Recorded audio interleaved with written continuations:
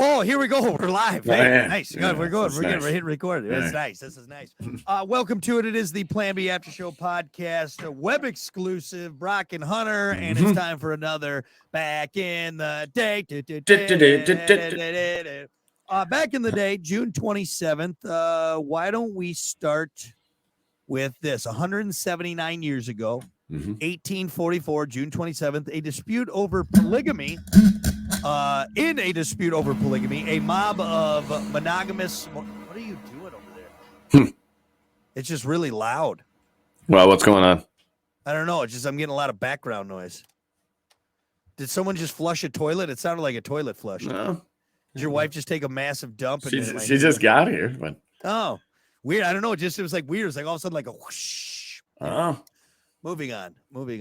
In 1844, in a dispute over polygamy, a mob of monogamous Mormons attacked a jail in Carthage, Illinois, and killed Mormon leaders Hiram and Joseph Smith. Okay. I don't know. That polygamy doesn't really sound all that great. All it's cracked up to be. Polygamy? Well, so what's the definition? Full definition. So polygamy is having multiple spouses. Oh. So a man with multiple wives or a female with multiple husbands. I think it's usually a dude with multiple wives. That's usually you don't see many chicks with like 9 dudes that she's married to. That's wild. It's wild that something like that you can pull that off somehow. Like it's in somewhere, and sometimes some guy was like, I'm going to use something to so I can have like 9 wives. Right? Okay. Hear me out.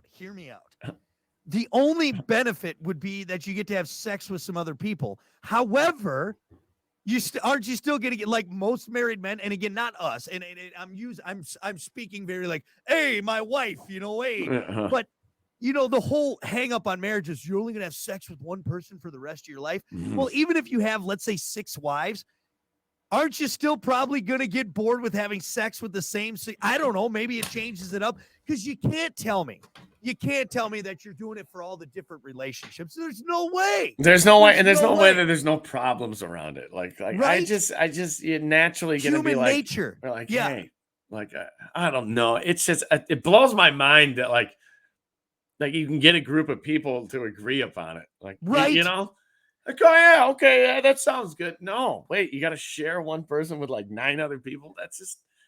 And you're telling me there's not any resentment in that?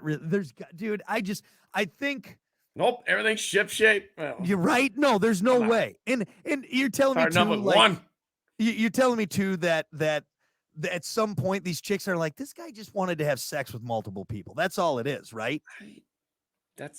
Hey, I'm a red-blooded male just like you, and I try to put it's a religious thing, right?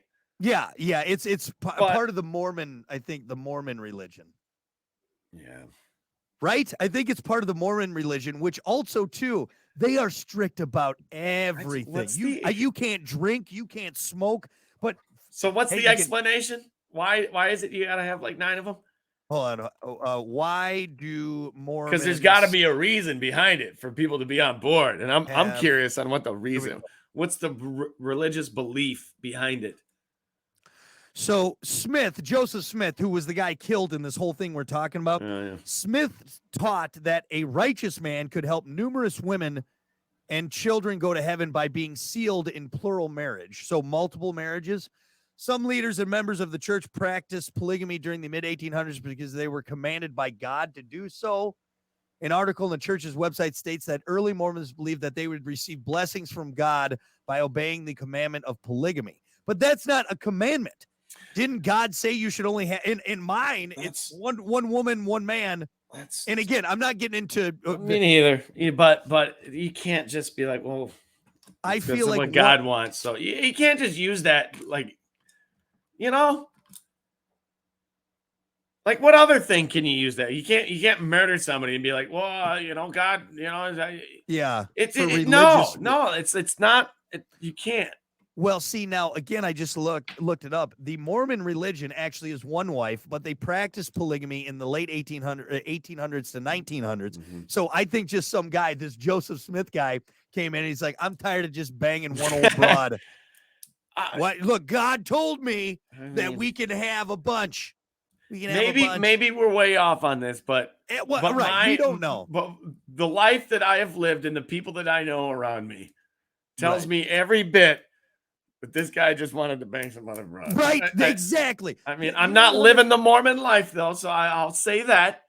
But Hunter, I like your take on that. That's right. Okay. We are not saying that the Mormon religion is wrong. We No. don't know. We don't know what happens when we die. Absolutely we don't not. know. Absolutely. Maybe it's Buddha. Maybe it's reincarnation. Maybe it's Jesus. Do We something don't even know for sure. However, in our life experiences, that's what we're basing this off of. Exactly. In the big picture of things, we could probably chalk it up. Is that more than likely possibly some guy back then was just like, I just want to fuck a bunch of chicks. All right. God, you put that brashly, but all right. You know. Yeah, I dirtied it up. I roughed it up a little bit for you, but sure, I get what you're saying. I get what you're saying. Like, all right. Well, let's just leave it at that. We'll leave it at that. The people that I know will definitely keep an eye on you. You know, like, right. Is that really what it is? Really? Is it because God said so, or because you just want to get it wet somewhere else? Right. Is that what it is? The women that I know would not be on board. That's for sure. You know, your one wife doesn't do anal, but the other one does. Am I right? Jeez, man. All right. Oh, I'm going to church. One of my wives loves. All right. What about this? 44 years ago, back in the day, June 27th, 1979, the great Muhammad Ali announced he was retiring as champion, and that retirement would be final. And it was. It was. He did not box after that. Got to meet Muhammad Ali. I know. He lived around here. He Berrien had a house Springs, around man. here in Berrien Springs. It's crazy. God, what a fighter. God, that guy could move. It's man. fun to watch some of the old clips. Well, you know what it was? Obviously, he wasn't the strongest guy. He wasn't the hardest hitter, but he could move. Float like a butterfly, sting like a bee, man. Dude, you watch him just like he would smiling just at people. I love that one clip where you just show whoever he's fighting. I don't know who it is. Anyway, the guy is just swinging, and Muhammad is just dodging everything. And then when he's done, he just does this little. yeah, like that look, like whoa. Just that taunt. Like, do you ever see the one where he's on the talk show and he does that real quick move with his feet and then kind of gives him a little jab? Yeah. And he even throws the talk show host off a little bit. He's watching it. Whoa, and, you know. Yeah, dude, that guy could box, man. Yeah, for sure. That guy could box. You know, it's such. You know what's sad about it? Just how it all ended with the Parkinson's and you know, it's like, man, you got so famous and you did so many good things from something. But it also brought you some hardship later on too. You know? Right. And you know, by the end, did he even know? You know, I mean, it's heartbreaking. It's heartbreaking, but yeah, one of the best. The greatest. You know, there's a great interview Mike Tyson talking about it, and I think in the interview he's like Muhammad Ali in his prime and me in my prime. He's like he would destroy me, which is crazy. To hear Mike Tyson, the most dangerous man in the ring ever. Yeah, both in their prime. Ooh, yeah, that'd be a fight. That would be a you know fight. What? I think that's a lot of Mike Tyson giving respect to the greatest. For sure. And is there something to it? Maybe. But that's what Mike Tyson should say. Yeah, right. And good on him for saying that, because it's not like he can be like, well, I could beat the hell out of let's go have a fight. You know, it's not like he can prove it. Good answer. Good answer. Speaking of more boxing stuff, back in the day, June 27, 35 years ago, 1988, Mike Tyson dropped the undefeated Michael Spinks in 91 seconds to defend his heavyweight title. That night's national anthem took 2 seconds longer at 93 seconds. So he knocked a guy out quicker than the national anthem. Wow. Jeez, man. Could you just imagine being in a ring? Ding, ding, ding, ding. And the guy on the other side that you're swinging at is Mike Tyson. Fucking Mike Tyson? No. That's like... just how he fights. He like leans forward. He keeps his gloves up. And he gets inside of you. He gets underneath your arms and just absolutely goes to town. He was on the Joe Rogan podcast. I don't know if he's been on there multiple times. Could you imagine? And it's just... Dude, It's awesome. And they talk about, Rogan talks about, like, Tyson said he was in his best, his most deadliest after jail. After jail. So you got came out with a vengeance. Right, post jail Mike Tyson. Dude, in that stare down, there's this one that Joe brings up. He's like, I want you to watch this. And it's Mike Tyson just standing there, and you just see his eyes following the fight, the guy he's fighting, who's getting ready, and he's doing this. And Mike, it's just his eyes, and it's fucking terrifying. Nice. It's terrifying. Seriously, though. Hey, I mean, imagine this. Imagine swinging hard with a right. He ducks it, gets underneath you, and just comes up with just a knockout. And your arm is already following through. All that's left is your chin sticking out. Right there. And then Mike Tyson just finishing the job. Dude, you're dead. You're dead. Fucking average people like you and I. Okay, if you're a trained heavyweight boxer, you know how to take a punch. You've probably been. But for you and I, you and I, Hunter, we'd be fucking dead. Okay? This little neck could not handle that.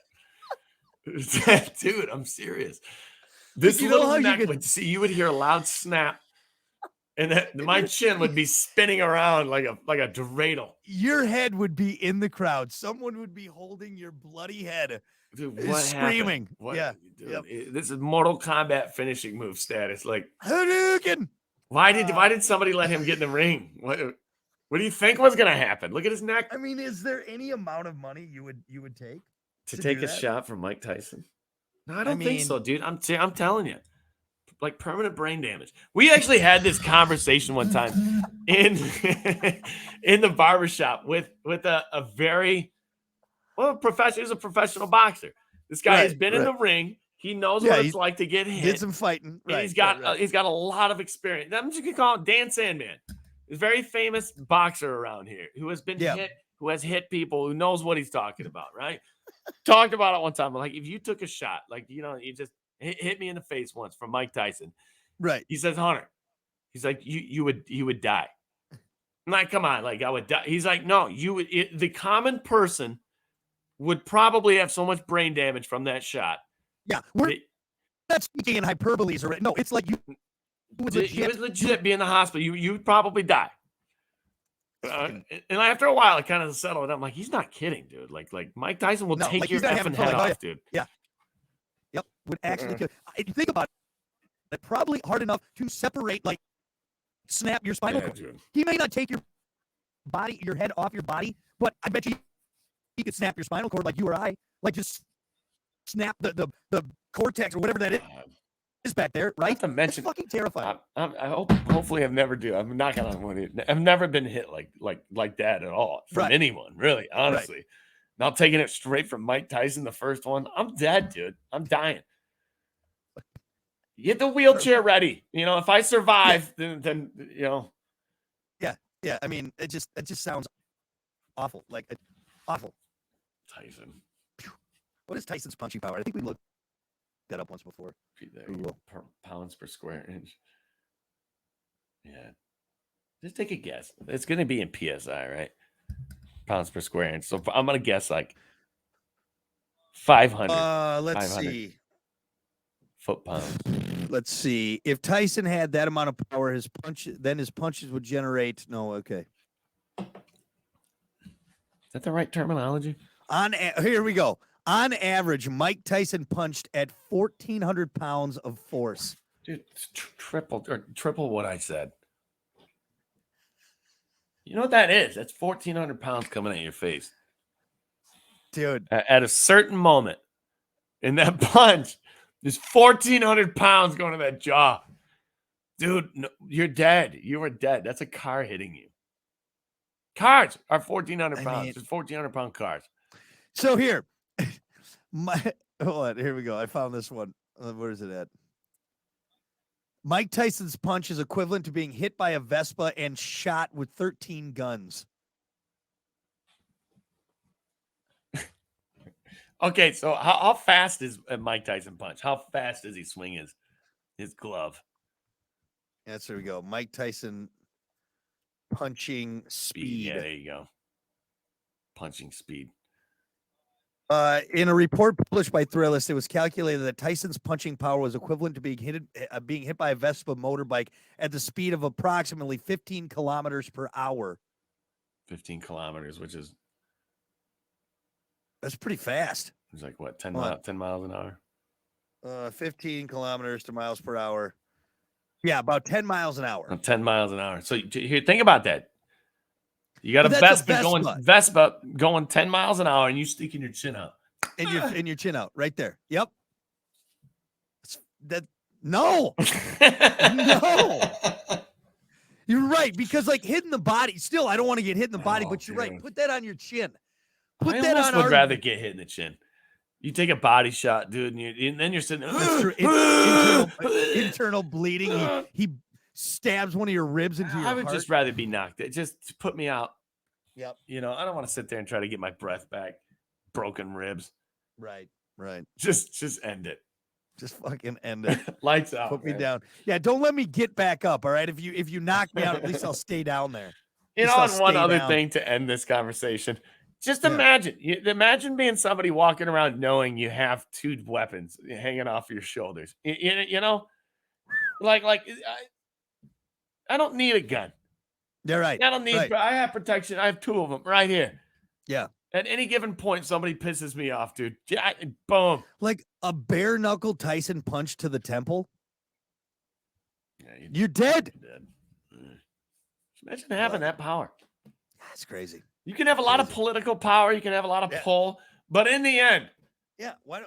We just need to take Mike Tyson to like all of our meetings at like NATO. Right. Like take Mike Tyson over to meet Putin and be like, Putin, knock it the fuck off. Right. Otherwise, straighten some people out a little bit. Yeah. Like, dude, don't do that. You'll get hit by Mike Tyson. Dude, they're bringing Mike Tyson to the meeting. That. Fucking A. All right, I'll straighten up. World peace. It's like when Dad's coming home from work and you're in trouble and you know he's coming. You get that nervous feeling. You're like, oh God. Your mom looks at you and you just wait till I tell Mike Tyson. Oh shit. God. Shit. We're dead. Tyson's coming. We're dead. Straighten up. All right. I do have one more thing here, just because it'll be fun to talk about. Moving on from Tyson. 29 years ago, back in the day, 1994, 26-year-old Anna Nicole Smith married 90-year-old billionaire J. Howard Marshall. They met in 91 when she was a topless dancer in Houston. They were married for 14 months until his death in 1995. Nice. Good for her. Good for her. Who's that again? Sorry. Anna Nicole Smith. You remember the blonde? Yeah. Honestly, her story's very sad. It's not like she had a great upbringing and, and drugs and all that and all that stuff, but Anna Nicole married Smith. That billionaire. Yeah, married the old billionaire. Yep. I think I've seen her. Is she in Playboy? Yeah, she was in Playboy. Yeah. You'd know her if you saw her. Oh, I know who she is. Yeah. She was all right. I never thought she was like. Well, you know what? Whenever I go back and like look at like vintage porn, like the chicks now are so much hotter, but it's just what we had back then. You know what I mean? Yeah. Like, don't get me wrong, Jenna Jameson, dime piece, but compared to some of the ones nowadays, I'm like, all right, slim pickings. But anyway, all right, good enough. She's not alive, right? No, she died. Yeah. She died. Yeah. There was then the whole big thing with her kid and who the father was and all that. That's right. Just a mess, dude. Just a mess. Jeez. So, all right. Well, there you go. That's what happened back in the day. We'll have another back in the day web exclusive for you tomorrow. So make sure you tune in. We'll see you next time.